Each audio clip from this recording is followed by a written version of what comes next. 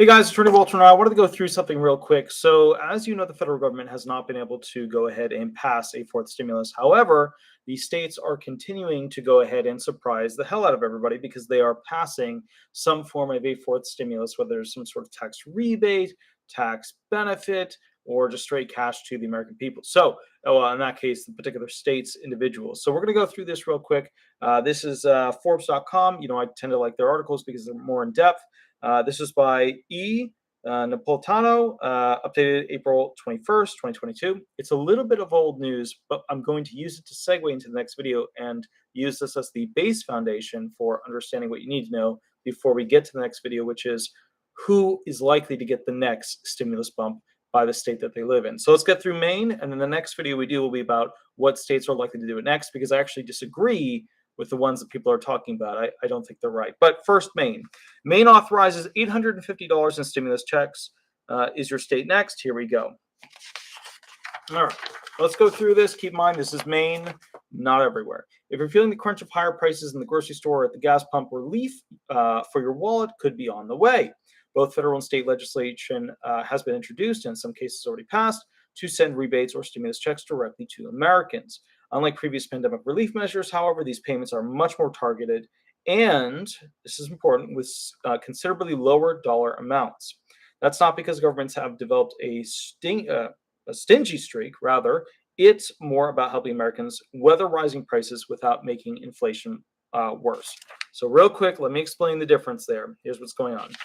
When it comes to essentially inflation, the problem that we see is that if we give tons and tons and tons of Americans lots of money, then the problem we run into is that they will immediately spend that money, which will cause inflation to become even more rampant because there's too much money now into the market and there's not enough products to replace it, which means that the price of the products go way up. Cool. Now that we're done with that, plans focused on specific sectors or groups such as gas cards or disbursements based on income thresholds, in theory, could help ease the pain caused by prices of specific goods or services without putting as much pressure on prices more broadly. Here's how different governments from federal state level are looking to bring taxpayer relief in a world of surging prices. Here's number one, $100 per month federal energy rebate payment. On March 17th, Reps Mike Thompson, John Larson, Lauren Underwood introduced the Gas Rebate Act of 2022. While in the early stages, the act would send energy rebate payments of $100 per month to eligible taxpayers and offer an additional $100 per dependent. Currently, payment eligibility would be structured similarly to previous stimulus checks. Remember the federal levels. So married filers filing jointly with incomes up to $150,000, with single filers earning up to $75,000 would receive the full payment with phase-out levels for higher incomes. The legislation needs to make its way through Congress before payments can begin. Now, that's a big one that they're talking about. That's a big, big one. And the whole purpose of that is that they're trying to match federal, to do something big at the federal level. It's not just the state base, not just essentially Maine doing their $850. Now, approved state stimulus and rebate check programs. Here's what's on the books so far. Remember, this is the lead-up video to the next video, which is basically who of the states is likely going to be next. 6 states have already approved legislation to get tax rebates flowing to their residents. Here's how those payments are coming along. Georgia. So remember, where does Georgia sit? Georgia's kind of Democrat, kind of Republican, red-blue. It's, a state that has a lot of production, a lot of flights, and capability of international travel, international delivery packages. Thanks to a historic state budget surplus, Georgia residents who have filed both their 2021 and 2022 tax returns will be eligible to receive rebate payments based on their tax filing status. Single filers, $250, head of household, $375, and married filed jointly, $500. They just double it. The $250 double. Residents who filed their taxes before Kemp signed the legislation will receive their rebates via payments to be sent out on a later date. Oh, wow. Somebody, thank you. A wizard arrives precisely when he means to. I love that. That is one of my favorite quotes from the movie. $20 donation. Thank you, good sir. I love it. And that's especially important to me because I am always late to absolutely everything except for hearings in which sometimes that happens too. But thank you. I do appreciate that. Whenever I have a meeting that's on the hour, it's 20 minutes after the hour, and I'm there. I'm always there. All right, here we go. So let's keep rolling through this. But thank you. I really appreciate that. Okay, so bottom line is that there's some filing deadlines. Those who have yet to file and do so by April 18th deadline could see their rebate payments added to their tax refunds. Of course, that depends on how quickly the State Department of Revenue can incorporate the new payments. Remember, some of these agencies inside the state, they have a tough time getting the payments out because they don't have basically the list set up or a system to do it. And the whole point and background of this is that originally, the way this worked back in the day is that they would do these stimulus quasi to the wealthy, make it cheaper to borrow money systems, which is the whole trickle down theory. We give people that are wealthy more options that make it easier for them to go ahead and just, basically allow loans to occur. We make interest rates super duper low. The people who want to be wealthy or, have the good credit, or those who are wealthy, they take out these big loans, they start businesses, yada, yada. That was the whole idea of this trickle down theory, which works a little bit. It's not a very, it's like super ineffective. It's like if you wanted to collect water, right? And you had all these rain barrels all over the place, right? Let's say you had 10 rain barrels, and then you had a, just absolutely crazed out of their mind person while it's raining running around and kicking over, like, I don't know, 7 or 8 of them. That would effectively, kind of be the good visualization of it trickling down, right? You would get some that, went into the ground, some that went into the bucket, and then you'd have to figure out which ones you could use where. And it didn't always help these or those. And those who were wealthy, they would just hold on to a lot of the investment money that they could, as opposed to those who were individuals who are poor that spent directly right away. Whereas the new ideology is to give money, which costs the government more than just obviously making it easier for them to take out loans, because loans they got to pay back. But they just gave money to the poor, which is like direct injection of exactly what needed to happen. It's kind of weird that it took this many centuries for them to figure that out. It is weird sometimes, these brilliant government people, just, which makes you wonder how brilliant these. But anyways, let's keep rolling through this. Idaho. In February, Idaho Governor Brad Little signed a bill that allocates $350 million for tax rebates to Idahoans. There are 2 criteria for eligibility: full-time Idaho residency and file 2020 and 2021 tax year returns, or, it's an or, not an and, full-time Idaho residency and file grocery credit refund returns. So you see what they're doing. They're trying to get you either live here a while or you're poor. That's basically the idea. The payments are queued to begin at the end of March and will total either 75 or 12% of your 2020 Idaho state taxes, whichever is greater. The tax commission will first issue rebates to taxpayers who receive refunds via direct deposit. Then we'll send paper rebate checks. State residents can also check the status of their rebate online. Ironically, the states tend to have better working internet programs than the federal government. And I get the federal government has like massive amounts of people trying to do it and the servers get overloaded. I get that. But at the same time, they are way better funded, and yet they always tend to fall short with their electronics. All right, here we go. Indiana.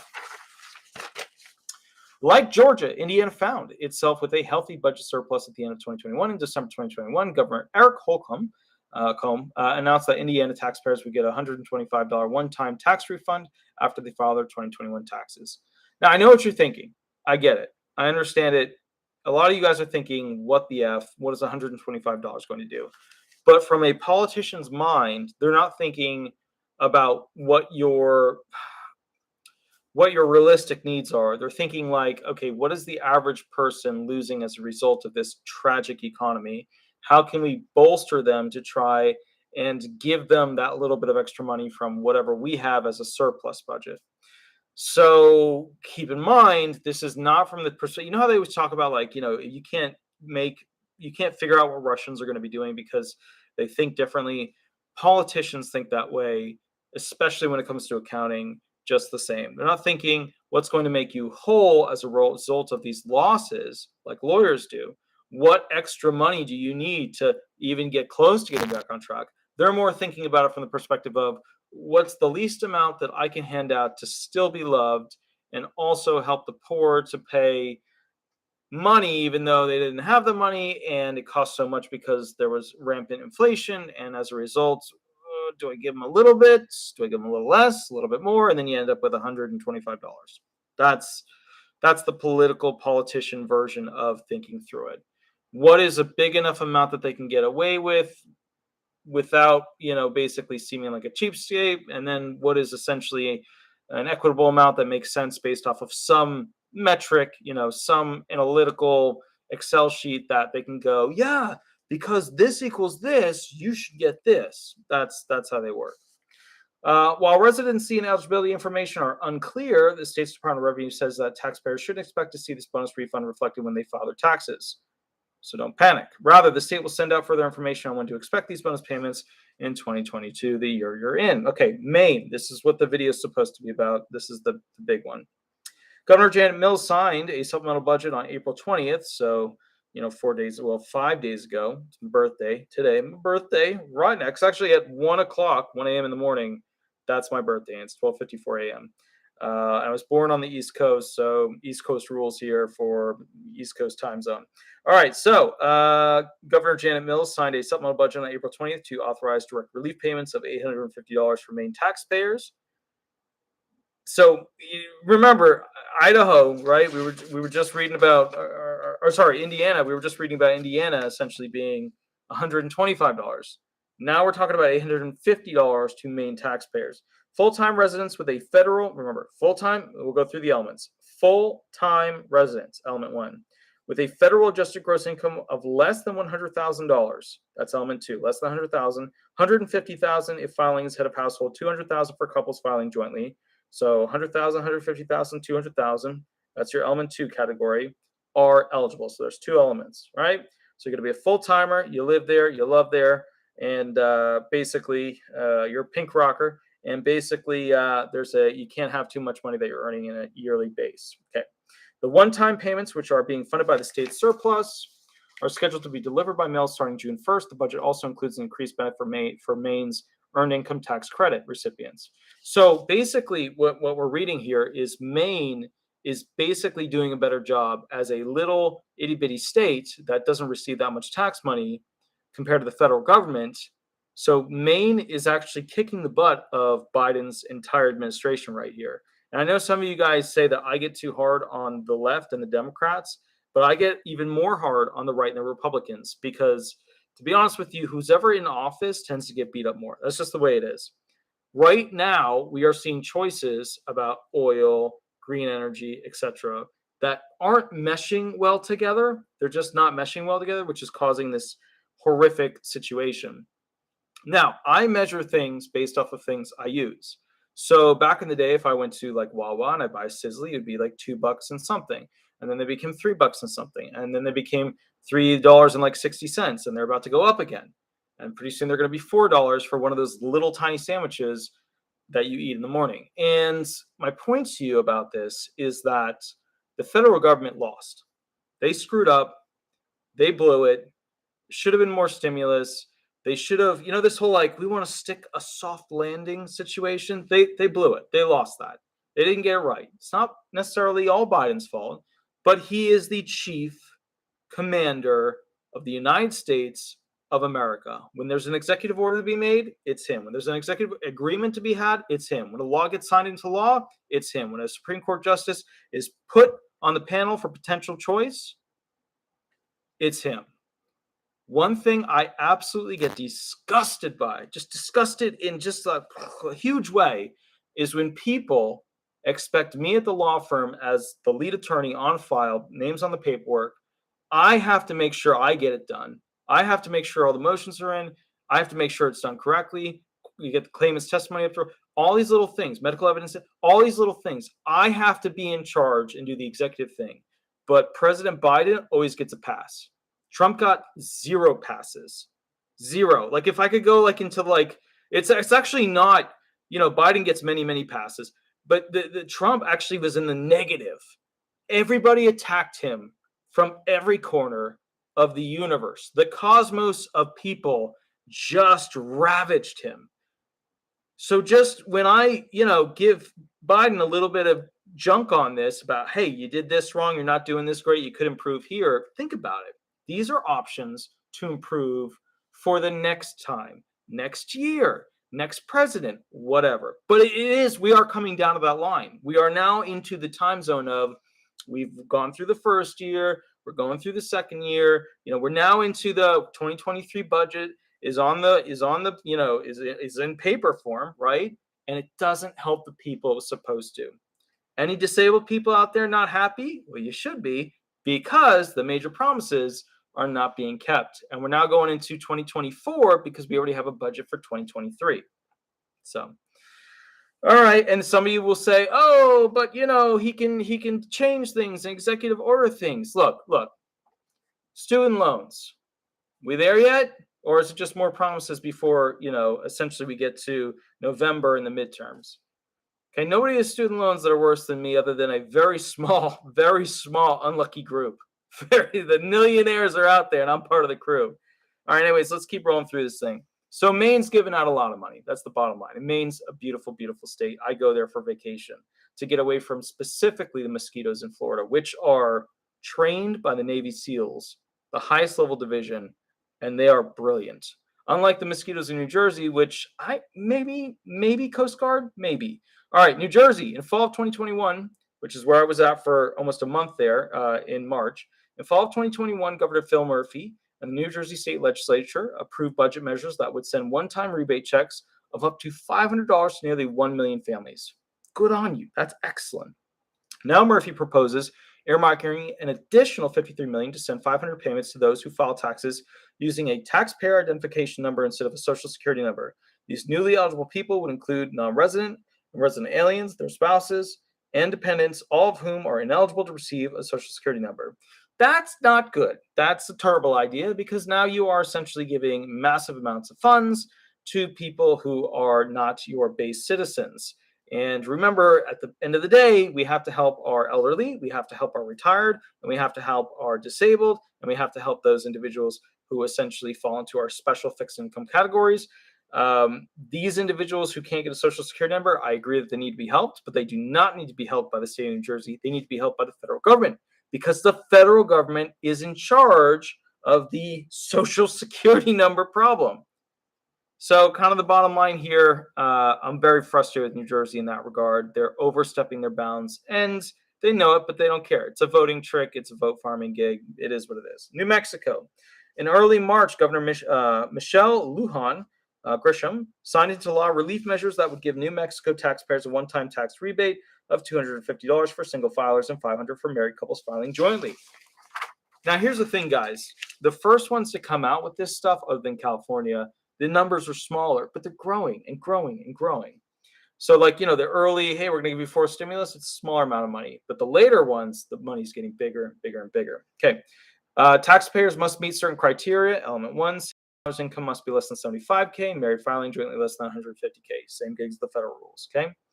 All right, so pending state gas rebate and stimulus programs. We're going to be going through that in the not too distant future. That's going to be the next video. That is where we go through, essentially, which states are likely to pass something first. And the hot topic is all about a gas rebate, because gas prices are obnoxious. My F350 7.3 dually 2000 truck cost $200 just to fill it up, which is why I drive my Prius all over the place, because to fill that up, it's only about $40, even though it used to be $20, and I'm not talking COVID. I'm talking pre-COVID. Anyways, guys, so that's the video. We're going to be doing another video in about 5 to 10 minutes. I do want to thank the person who I know who it is, and specifically I have to catch up with him about Dropbox stuff. But basically, thank you so much for the $20 donation. I really appreciate it. And a wizard arrives precisely when he means to, which is, I wish I could say that. If I were a judge, I would probably have the clout to do that. I'm showing up when I'm supposed to, but I'm not. So I'm just always late. And, some attorneys are usually, they'll walk in the room, they'll be like, oh, thank you for being patient, waiting for me, blah, blah, blah. And they tell you not to say I'm sorry to the claimants. I always just run in and say I'm sorry, but I always do this, so they should have told you. That's because I'm doing a million things. But anyways, I'll catch you later. You have a wonderful day, and we'll go from there. Thanks so much, guys. Bye-bye. And then 5-10 minutes, we'll be back. All right, bye-bye.